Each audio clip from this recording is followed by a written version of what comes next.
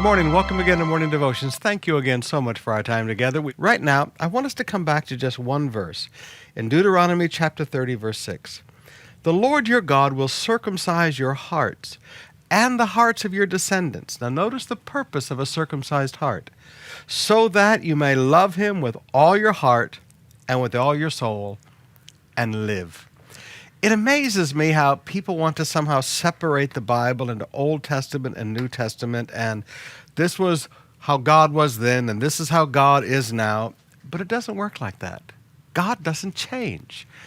I often say God did not go to have a personality makeover between Malachi and Matthew. I mean, God does not change. He's always been a God of grace. From Genesis to Revelation, it is salvation by grace through faith. The plan of salvation has never changed. God has never changed. God is God. Now, when you remember that, then all of a sudden, Paul's writings about circumcision of the flesh and circumcision of the heart really begin to take on new importance. Because all Paul was teaching was, hey, God's always been this way. It's always been about a circumcision of the heart. Now, circumcision was just the sign of the covenant, a sign of a covenant relationship. That God put the sign of a covenant relationship within our hearts so that we would love him with all of our heart, all of our soul, and live.